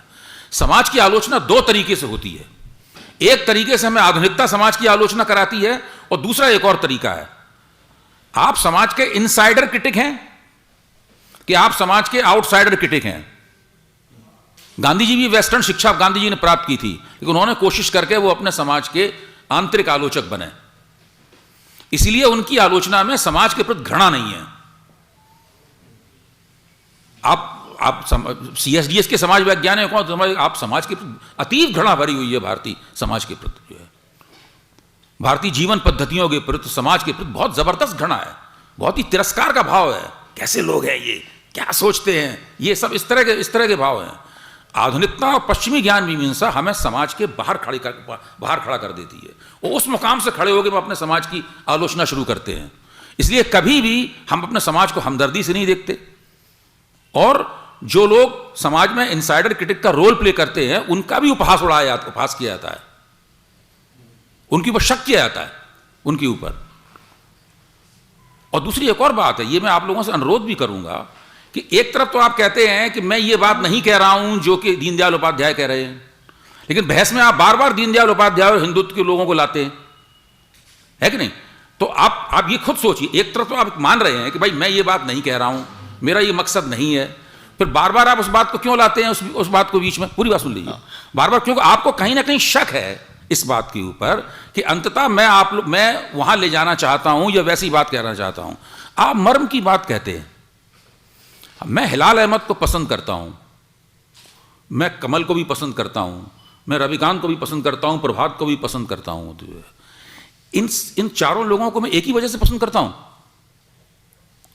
या हर एक को पसंद करने के या हर एक से मित्रता के कुछ अलग अलग बातें हैं उन दोनों में? कुछ ना कुछ तो तुम्हारे अंदर ऐसा है जो इनसे भिन्न है, आपके अंदर हमसे भिन्न कुछ ऐसा है, तभी तो हम प्रभात को पसंद करते हैं। उसके अंदर ऐसा है जो कि कमल से और नौशाद से भिन्न है, मत जो है। अगर कोई मूल तत्व नहीं होगा तो किस लिए कोई किसी को पसंद करेगा भाई? सब एक ही तरह, सब लोग लैट्रिन जाते हैं, उसमें गू निकालते हैं, मुंह से रोटी खाते हैं, वैसे तो सब इंसान एक सही है। कुछ ना कुछ तो सब में मर्म होता है, समाज में मर्म होता है, भाषा में अलग अलग मर्म होता है। हिंदी अंग्रेजी जैसी नहीं है भाई। ये कैसे है कि हिंदी अंग्रेजी एक ही चीज है? एक ही चीज है हिंदी अंग्रेजी। हिंदी का वाक्य, हिंदी की ग्रामर एक, हिंदी ग्रामर और लैटिन, संस्कृत की ग्रामर और लैटिन ग्रामर दो अलग अलग चीजें हैं। लोकायत वेस्टर्न पश्चिमी भौतिकतावाद नहीं है। अब मार्क्सवादी देवी प्रसाद चट्टोपाध्याय लोकायत को जबरदस्ती वेस्टर्न उसमें ठूसने में लगे रहे, पूरी मोटी किताब लिख दी उसको। आप सोचिए ना हो क्या रहा है हमारे यहां, मत जो है इस जो हो रहा है उसको चैलेंज करने के लिए, उन सवालों को जो होने के अंदर दबा दिए गए हैं, कुछ तो करना पड़ेगा ना। या केवल यही होगा कि भाई उदारतावाद की आलोचना तो उसने कर दी, उदय सिंह मेहता ने, जो बची खुची थी वो भीखू पारेख ने कर दी। अब उदारतावाद पवित्र हो गया है, अब उदारतावाद का हम खूब इस्तेमाल कर सकते हैं, कोई दिक्कत नहीं, बिना किसी पाप बोध के उदारतावाद का इस्तेमाल। सेकुलरिज्म की आलोचना आशीष नंदी ने कर दी, काम हो गया। अब हम सेकुलरिज्म का इस्तेमाल कर सकते हैं, पवित्र हो गया सेकुलरिज्म। मार्क्सवाद की आलोचना तो बहुत से मार्क्सवादियों ने भी कर दी, अब तो पवित्र हो गया मार्क्सवाद, अब हम उसका इस्तेमाल कर सकते हैं। तो ऐसे अगर ये एटीट्यूड, ये रवैया अगर हम लोगों का रहेगा तो हम लोग फिर अपने लिए एक सुरक्षित जगह तलाश रहे हैं जहां बिना किसी अपराध बोध के कि हम लोगों ने अपनी भाषाओं के साथ क्या सलूक किया, अपनी ज्ञान परंपराओं के साथ क्या सलूक किया, और निरंतर करते जा रहे हैं, केवल उसके बचाव के तर्क ढूंढ रहे हैं फिर तो हम लोग। नहीं अभय भाई, बात यह है कि जो आप खुद भी कह रहे हैं कि संशय करना ही बौद्धिकता है और बौद्धिक काम में संशय किया जाता है, तो जो भी सवाल आपसे हमने पूछे हैं अभी तक वो उसी पद्धति से निकले हैं जो जिसकी बुनियाद उस पर पद्धति से नहीं निकले। संशय खड़ा देखिए, हुआ है। ऐसा होता है कि हाँ। हम सब लोग, जैसे आप कोई लेख लिखते हैं, हम उस विषय के विशेषज्ञ नहीं हैं। जब हम लोग एनुअल रिट्रीट करते हैं ना, तो हर आदमी लेख लिखता है, सब तो जानते नहीं, हमने रिसर्च की नहीं उसके ऊपर। तो हमारी कोशिश ये होती है या होनी चाहिए कि हम आपके स्टैंड पॉइंट पर खड़े होकर आपकी बात की आलोचना करें, आपके आंतरिक आलोचक बने। अगर हम बाह्य आलोचक बनेंगे तो हर चीज़ को रिजेक्ट कर देंगे या हर चीज़ पर शक करेंगे, है कि नहीं? अगर आप हमदर्दी के साथ में किसी चीज़ की आलोचना नहीं कर सकते तो दरअसल आप उसको खारिज कर, घुमा फिरा के उसको खारिज करने नहीं, की नहीं, तरफ नहीं, खारिज नहीं किया जा रहा। खारिज होता तो फिर ये आप आयोजन घुमा नहीं फिरा के होता। आज नहीं तो कल आप जाएंगे वहीं पे। लेकिन आप ये देखिए ना, हमने एक चीज़ लिखी है, एक सफ़र के बाद मैं उस मुकाम तक पहुंचा हूँ, उसका अनुशीलन करने के लिए या उसको समझने के लिए आपको इतना लंबा सफ़र करने की जरूरत थोड़ी ना, कोई नहीं करता। क्यों कोई करेगा? आपने किताब लिखी है तो हम थोड़ा ना वो उस रिसर्च के प्रोसेस से गुजरेंगे। वो तो आपको हमारे मेरे मुकाम पे खड़े होकर ही हमारी आलोचना करनी होगी, तभी हो पाएगा। मतलब वो आप अगर मेरे मुकाम पे खड़े होकर आलोचना नहीं करेंगे तो यही होगा, आप ये भी कहेंगे कि भाई आप हिंदुत्व वाली बात नहीं कह रहे हैं, उदाहरण आप सारे वहीं से लाएंगे आप अपने। नहीं, लेकिन आपकी ये बात मैं मानने को तैयार हूं कि भाई हमारी पद्धति में क्या कमी है, वो तो हमने मान लिया, इसीलिए तो हमने आपको किताब दी है करके आप हमें बताएं। लेकिन ये जो बार बार आप दीनदयाल उपाध्याय के कुछ देर बाद आप गोलवलकर के उदाहरण पेश करने लगेंगे, कुछ देर बाद उनके कहना है, तो ये जो खेल आप कर रहे हैं ये उचित नहीं है। ये मैं कह रहा हूँ। नहीं, खेल नहीं है। नहीं, मैं इसको नहीं, एक बार और मैं चलिए एक फुटनोट लगा देता हूं। उल्लू नहीं बना सकते गुरु। नहीं, फुटनोट लगा देता हूँ। यहाँ जो भी कम से कम जो मैंने सवाल पूछे हैं, और मैं कहूँगा कि सभी ने जो सवाल पूछे हैं वो सेकंड ऑर्डर क्वेश्चंस हैं। नहीं, देख, वो सेकंड ऑर्डर क्वेश्चंस हैं। पहली तरह के सवाल ये हैं, आपने काम किया और एक आलोचक के तौर पर हम उसको दो तरह से देख सकते हैं, एक आपके साथ यात्रा करके, एक आपके विरुद्ध यात्रा करके। आपके साथ वाली यात्रा में हमारी सहमतियां हैं और मेरे ख्याल से तकरीबन तमाम पूरे दिन की बातचीत में सहमतियां ज़्यादा हैं, लेकिन असहमतियां भी हैं और वहीं से उदाहरण भी आ रहे हैं। अरे असहमतियों का स्वागत है भाई। हाँ, तो चलिए बहरहाल अब इस सेगमेंट बस यही है। मुझे एक और बात इसमें लगती है कि जो हिंदुत्व भीति है, हिंदुत्व का चूंकि प्रकोप बहुत हो गया है और उससे हमारा बौद्धिक जीवन भी बहुत प्रभावित हो रहा है, तो हम लोग उससे काफ़ी कहीं ना कहीं अंदर काफ़ी डर गए हैं। मैं खुद भी डरा रहता हूँ, मैं आपकी बात नहीं कह रहा हूँ। जब मैंने हिंदू एकता वाली किताब लिखी, 6 महीने चुपचाप लिए चूहे की तरह बैठा रहा उसको। वास्तव में समझ में नहीं आ रही थी कि इसको हम छपने के लिए दें या ना दें। डर लगता था कि हम इसको छपने के लिए देंगे तो पता नहीं क्या प्रतिक्रिया होगी, लोग क्या समझेंगे। बहुत हिम्मत करके उसको छपने के लिए दिया है, वरना 6 महीने पहले प्रकाशित हो जाती। तो अब ये जो किताब लिखी है अंग्रेजी का अलौकिक साम्राज्य है, कब से दिमाग में उधेड़ बुनती, आप तो जानती हैं, मैं बहुत जल्दी लेता उसको। इसमें भी बहुत सारे मन में सवाल हैं कि भाई ये हम जो काम कर रहे हैं इसका कोई गलत मतलब तो नहीं निकलेगा, हम किसी गलत दिशा में तो नहीं जा रहे हैं। ऐसा थोड़ी ना कि मैं ब्रह्मा हूँ, मुझे पूरा विश्वास है कि मैंने सृष्टि की रचना कर दी।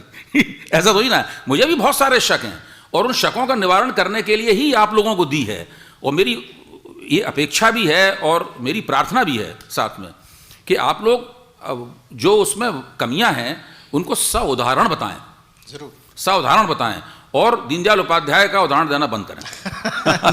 क्योंकि दीनदयाल उपाध्याय का मैंने आप सब लोगों से ज़्यादा बारीकी से अध्ययन किया है, उनका मेरे ऊपर कोई असर नहीं है।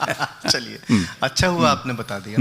तो नहीं, अब हम जो ये अंतिम हमारी बातचीत का पड़ाव है और ये बहुत ज़रूरी पड़ाव है, हम लोग थके नहीं हैं और आपको भी थकने नहीं देंगे।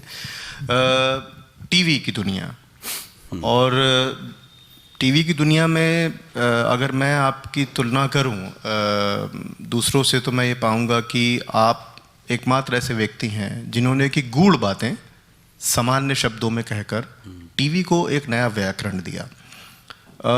टीवी के इस व्याकरण का समय 2010 से 2010 नहीं, मेरे ख्याल से 8-9 से शुरुआत हम मान सकते हैं, और 2014 के बाद में उसका ज़बरदस्त पतन है।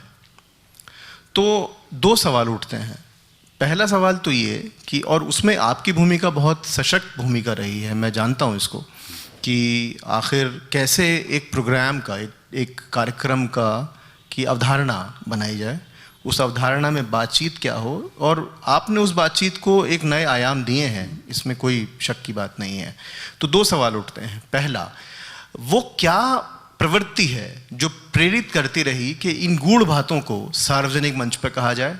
मैं ये नहीं सुनना चाहता आपके मुंह से कि अभिव्यक्ति का कोई मौका नहीं छोड़ना चाहिए, क्योंकि ये मैं जानता हूँ।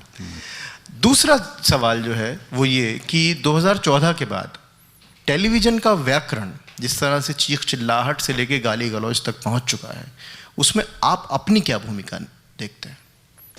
देखिए, पहली बात तो यह है कि टीवी पे 2011-12 के दौरान जब भ्रष्टाचार विरोधी आंदोलन हो रहा था, उस वक्त ये इस तरह की बहसें होना शुरू हुई।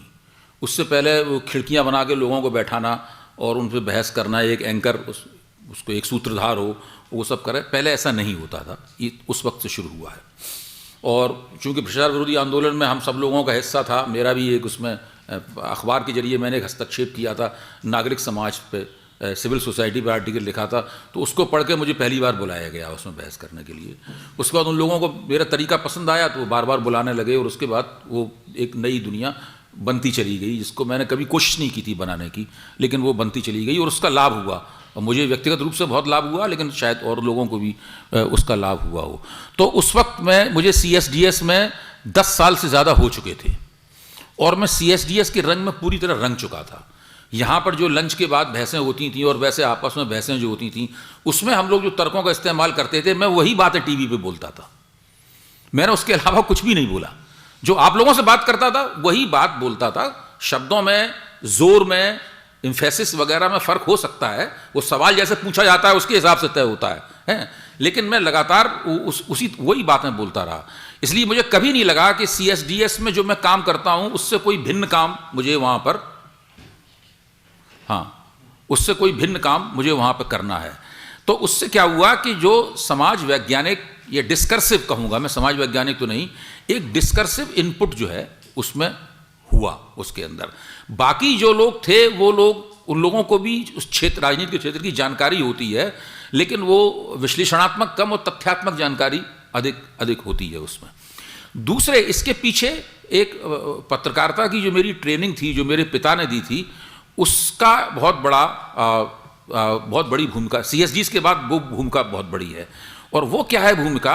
हमारे पिता कहते थे कि जो सरकार कहती है वो विज्ञापन है, और सरकार जो छिपाती है वो खबर है। सरकार जो बताती है वो विज्ञापन है, वो छिपाती है जो खबर है, और यही निष्पक्षता है। कोई नहीं मेरी इस बात को आज मानता है, लेकिन बार बार मैं हर जगह यही कहता हूं कि अगर आप ये करेंगे तभी आप सच्चे मीडिया मैन या पत्रकार वगैरह बन सकते हैं। और मुझे ये देख के भी बहुत अच्छा लगा कि खुद भारतीय जनता पार्टी के अंदर, मुझे भारतीय जनता पार्टी के बहुत कड़े आलोचक के तौर पे देखा जाता है, लेकिन भारतीय जनता पार्टी के अंदर बहुत प्रशंसक हैं। लोग बुला बुला के बात करते हैं, और छोटे लेवल के लोग नहीं, मतलब बहुत ऊंचे लेवल के लोग, ऊपर से दूसरे तीसरे नंबर के लोग भी बुला बुला के बात करते हैं, कि उनको लगता है कि जो बातें वो नहीं कह पा रहे हैं, मतलब वो बातें कोई तो कह रहा है। तो पहली बात तो ये है, इसमें CSDS की भूमिका है, और ये पत्रकारिता के 60 के दशक में और 70 के दशक में जो ट्रेनिंग प्राप्त हुई, मतलब उसकी भूमिका है। दूसरी बात यह है कि आज के माहौल में 2014 के बाद में, तो 2014 के बाद में तो जो टीवी की पत्रकारिता है उसकी जो पूंजी सघनता है, कैपिटल इंटेंसिव गेम है, ये उसके ऊपर बहुत हावी हो गया है। पहली बात, इसकी वजह से सरकार विरोधी होना और सरकार का आलोचक होना उनके लिए लगभग नामुमकिन हो गया है। दूसरी बात यह है कि नरेंद्र मोदी और भारतीय जनता पार्टी के इर्द गिर्द एक राष्ट्रीय मतैक्य बन गया है, जैसा किसी ज़माने में जवाहरलाल नेहरू के इर्द गिर्द बना था या इंदिरा गांधी के इर्द गिर्द बना था, और उसके बाद लंबे अरसे तक किसी के इर्द गिर्द नहीं बना। जो गठजोड़ों की राजनीति 90 के दशक में हुई, तो वो नेशनल कंसेंसस जो है ना, वो इन लोगों के इर्द गिर्द बन गया है। तो लोग घुमा फिरा के इनकी ही वैसा ही कंसेंसस है, वेस्टर्न सोशल थ्योरी के इर्द गिर्द CSDS में बना हुआ है, ये उसी टाइप का कंसेंसस है। तो घुमा फिरा के हम लोग वेस्टर्न सोशल थ्योरी का बचाव कर ही लेते हैं। उसी तरह से वो लोग घुमा फिरा के नरेंद्र मोदी और भाजपा का बचाव कर ही लेते हैं। मतलब मैंने थोड़ा मजाक के भावों बात कही, हाँ, लेकिन ये इसमें मेरे जैसे व्यक्ति की भूमिका उत्तरोत्तर कम से कम होती चली जाएगी। लेकिन कोरोना के बाद एक फ़ायदा हुआ कि मुझे एक नया मंच मिल गया है। हाँ, यूट्यूब और जो वेबसाइट्स वगैरह होती हैं, जो न्यूज़ वेबसाइट्स हैं, और वो बहुत 1-1 लाख 2-2 लाख लोग एक बार में उनको देखते हैं। उसमें पैसे तो नहीं मिलते, टीवी पे जाने में पैसे ही मिलते हैं, तो उसकी मुझे कोई ज़्यादा चिंता नहीं है, लेकिन उसमें मुझे अपनी बात कहने का खूब मौका मिलता है। और उससे मैं कहूँगा कि मेरी बात ज़्यादा दूर तक और ज़्यादा लोगों तक पहुँच रही है। और टीवी पर भी मैं लगातार, मुझे बुलाया जाता है, अभी भी है, मुझे कॉन्ट्रैक्ट्स मिलते हैं, बुलाया जाता है, सब बातें हैं। लेकिन मेरा मानना है कि धीरे धीरे वो चीज़ और कम या ख़त्म होती चली जाएगी। और मुझे जाने की बहुत इच्छा भी नहीं होती उसमें, क्योंकि मुझे जो कहना चाहता हूँ वो जो इंटरनेट के ज़रिए और उन वेबसाइट्स के ज़रिए और उन एंकर्स के ज़रिए जो पूरी बात कहने का आपको मौका देते हैं, काफ़ी गुंजाइश मिलती है। यानी कह सकते हैं कि आपके पिताजी की परिभाषा के अनुसार खबरें अब इंटरनेट पर जिंदा हैं और टेलीविजन पर नहीं। कम से कम विश्लेषण तो है ही। क्योंकि हाँ, पूंजी सघनता और कंट्रोल का जो मैकेनिज्म सरकारों का रहा है, हमेशा से रहा है। मीडिया पर रेडियो पर एकाधिकार रहा हमेशा, जो सत्ता में है उसी का अधिकार रेडियो पर हमेशा रहा। आज भी खबरें रेडियो पर सिर्फ सरकारी चैनलों पर आती हैं। सारा लिबरलाइजेशन हो गया, लेकिन रेडियो, आप प्राइवेट चैनल पे खबर नहीं सुन सकते। ठीक है, कुछ डर है। अरुण जेटली साहब बार बार घोषणा करते हुए गुजर गए, माना नहीं, लेकिन हुआ नहीं कभी कि होगा ये, लेकिन ये हुआ नहीं कभी। तो ये, लेकिन ये तो हुआ कि 2014 के बाद आप जैसे लोग जो आलोचक थे सत्ता के या सत्ता में जो पार्टी है उसके, उनकी जगह कम होती चली गई। हमारे जैसे लोग भी जो कि कभी कभार सिनेमा पर बोलते हैं या संस्कृति पर बोलते हैं, जो राजनीति पर बोलते भी नहीं है सीधे साधे, उनको भी बुलाना बंद कर दिया गया। चलिए ठीक है, लेकिन ये दूसरा इलाका पैदा हुआ है और कोई भी अब चैनल वाला हो गया है। हमारी आंख के सामने मतलब कई लोगों ने चैनल खोले हैं, कमल का चैनल परख जिस पर हम लोग बोल पा रहे हैं। रतन लाल ने एक अम्बेडकर नामा चलाया, ठीक है, कोरोना काल में ही, और वो भी चल गया। तो मीडिया के ये नए नए रूप हो रहे हैं और हमको भी करना पड़ा है, पॉडकास्ट बनाने पड़े हैं, सब कुछ करना पड़ा है। लेकिन सवाल ये है कि अब इसको नए ढंग से किस हद तक सस्टेन किया जा सकता है, ये सवाल है। और इसका कोई अलग व्याकरण है कि नहीं, जो कि टेलीविजन से फर्क है, कि कैसे आप, क्योंकि इसमें रिस्पॉन्स टाइम लगातार है। यूट्यूब पे आप कमेंट्स भी लगातार सुनते चले जाते हैं। वहां पर सिर्फ क्या होता था कि आप बोलते थे और बाद में जो लोग आपको जानते हैं वो लंच पे डिस्कस किया जाए, जब भी क्या। इसमें क्या है कि फटाफट आपको पता चलता है कि लोगों को पसंद आई बात कि नहीं, और लोग तो एक जो फटाक से प्रेजेंटेशन और रिस्पॉन्स का इमीडिएसी है, वो एक बिल्कुल अलग दुनिया रच देती है। फिर इसमें भाषाओं का कोई नया संसार बनता है क्या, जो कि टेलीविजन के भाषा संसार से अलग है। या टेलीविजन ने जो हासिल किया था न्यूज़ की दुनिया में या न्यूज़ के डिस्कशन की दुनिया में एसपी सिंह के बाद, है ना, जो इलाका हासिल किया था, वो अभी भी इंटरनेट की दुनिया को हासिल करना है या ऑलरेडी है। या हम कह सकते हैं कि इंटरनेट पे खबरों की भाषा यूट्यूब पे मोर और लेस, मतलब जिनको हम जानते हैं वो हिंदी है, और अंग्रेजी में इस तरह के बड़े चैनल बहुत कम हैं। ऐसा मुझे दिखा नहीं, है ही नहीं, सब हिंदी में है। ऐसा देखते हुए क्या भविष्य लगता है? देखिए, मुझे जो लगता है अभी एक तरह से 2 कैटेगरीज बन गई हैं, 2 श्रेणियां बन गई हैं। जो टीवी के मंच हैं, उसमें से ज़्यादातर मंच जो हैं वो सरकार समर्थक और व्यवस्था पोषक हैं।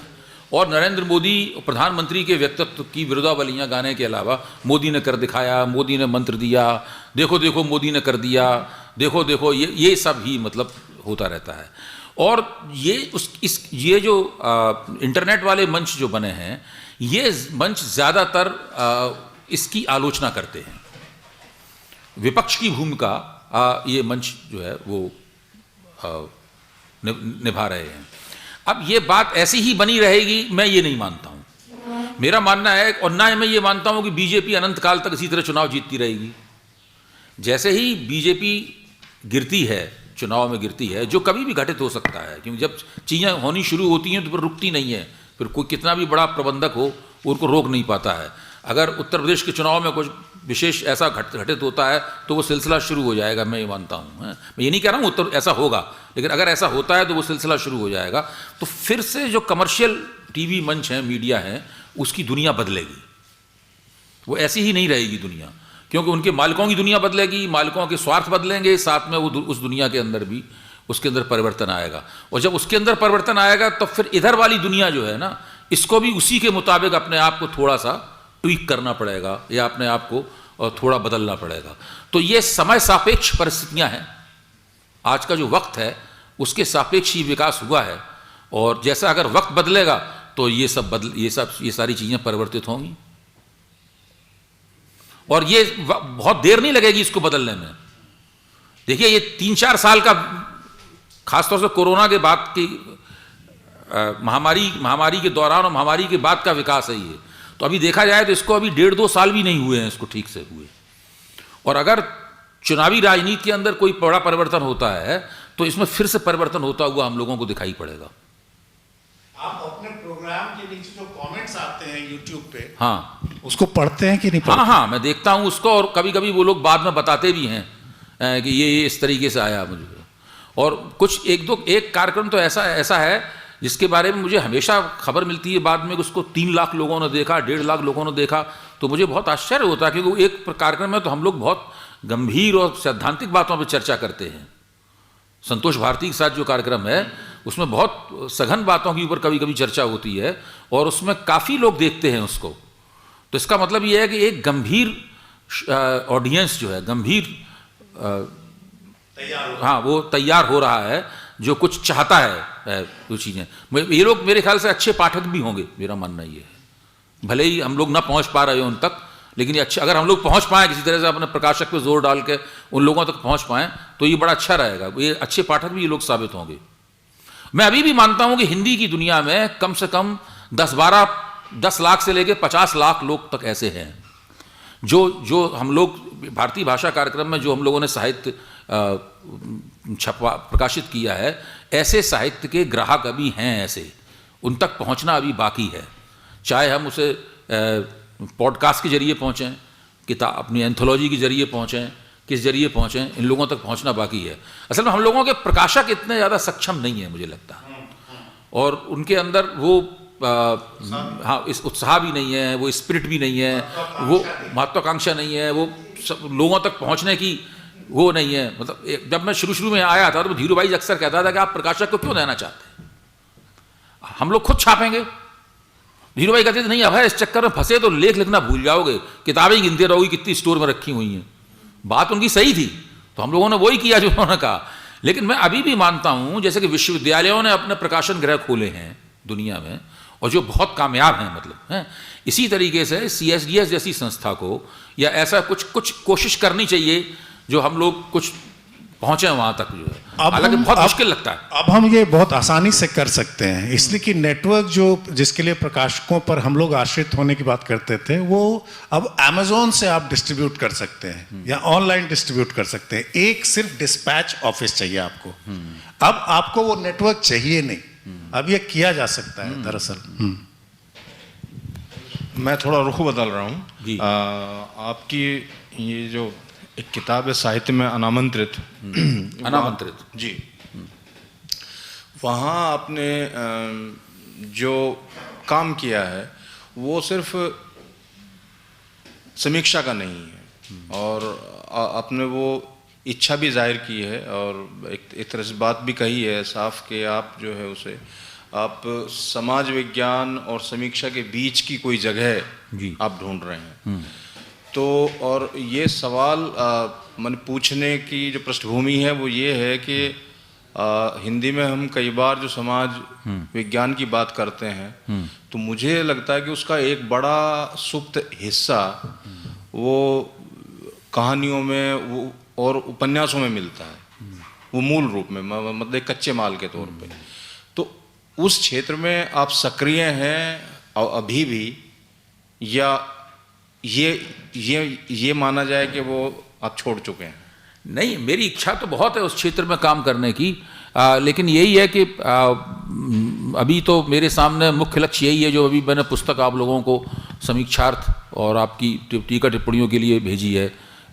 प्रभात आपको भी दी है मैंने किताब ना, वो हाँ, तो वो जो आपको भेजी है पुस्तक, तो पहली बात तो ये है कि आप कुछ लोगों की आ गई, दादा वल्लभ जी ने अपनी टिप्पणी उस पर लिख के भेज दी है, नंद किशोर आचार्य ने लिख के भेज दी है, उन्होंने पूरी पढ़ के, और भगवान सिंह ने पूरी पढ़ के भेज दी। उन्होंने तो पूरी मैन्युस्क्रिप्ट में ही सब निशान, प्रूफ रीडिंग भी कर दी है उन विद्वानों ने, बुजुर्ग लोगों ने, कि इसमें और कई चीज़ें बताई हैं उन्होंने, ये शब्द ऐसे लिखिए, यहाँ ये वाक्य, आपको बहुत गहन उन्होंने काम किया। आप लोगों से भी मिल जाएंगी बातें, तो उसको 1-2 महीने बाद बैठ के उसको दुरुस्त कर देंगे, छपने लायक बना देंगे उसको। उसके बाद में बाकी दोनों पुस्तकें और लिखनी हैं, तो अभी जोर उसके ऊपर है। लेकिन जो साहित्य में अनामंत्रित है, उस पूरी पुस्तक में एक ऐसा प्रस्ताव है जो बहुत महत्वपूर्ण है, आपकी निगाह उस पर गई होगी। वो प्रस्ताव ये है कि अभी हिंदी साहित्य का इतिहास जो है, वो रामचंद्र शुक्ल के बाद किसी ने ठीक से लिखा नहीं है। और रामचंद्र शुक्ल का इतिहास जो है वो केवल, वो तो उसकी सीमाएं तो बहुत साफ हैं रविकांत, हम लोग तो जानते ही हैं कि उस साहित्य की सीमाएं क्या है। वो उसका जितना उसका उपयोग हो उस साहित्य का दोहन हो सकता था, हम कर चुके हैं। हाँ, तो वो मुझे लगता है कि हिंदी साहित्य का इतिहास लिखने का एक प्रोजेक्ट जो है वो बनाया जाना चाहिए, और उसको एक व्यक्ति नहीं लिख पाएगा। ये सब छोड़ दीजिए बात कि वो एक व्यक्ति ने बैठ के लिख दिया और बाकी सब लोग उसका अनुसरण कर रहे हैं, बजाय इसके एक बाकायदा एक रिसर्च प्रोजेक्ट के तौर पे, इतिहास लेखन के एक शोध परियोजना के तौर पे उसको लिखा जाए। उसमें साहित्यकारों को भी शामिल किया जाए, साहित्यालोचकों को भी शामिल किया जाए, और समाज वैज्ञानिक भी उसके अंदर शामिल हों, तो उनके मिलीजुली योजना में वो एक बड़ी बात बन सकती है। और उस पर थोड़ा 5-7 साल लगा के उसको लिखा जाए, कुछ पैसे भी उस पर खर्च किए जाएँ, हैं, साथ में आर्काइवल काम भी होता रहे, तो फिर वो काम हो जाएगा। बहुत बहुत शुक्रिया अभय भाई इस दिलचस्प बातचीत का। मैं परख की ओर से आप सभी का शुक्रिया अदा करना चाहता हूँ, नरेश जी, रविकांत जी, नौशाद, प्रभात, मनोज मोहन जी, कमल, साथ में हमारे दोनों कैमरामैन अयोध्या और CSDS के अन्य लोग जिन्होंने यहाँ पर इस कार्यक्रम को सफल बनाने में एक महत्वपूर्ण भूमिका अदा की है। ये बातचीत जारी रहेगी, बातचीत रुकती नहीं है, रुकनी भी नहीं चाहिए। जैसा कि मैंने शुरू में भी कहा था कि अभय दुबे जो है वो एक प्रक्रिया का नाम है, उन्हें व्यक्तित्व कृतित्व तक सीमित करना जो है वो उनके साथ अन्याय होगा। इस बातचीत को थोड़ा और काव्यात्मक बनाते हुए मुझे अभय जी पर केवल एक गालिब का एक मशहूर शेर है, वही मैं यहाँ पर अर्ज़ करूँगा और उसके बाद इस कार्यक्रम को हम ख़त्म करेंगे।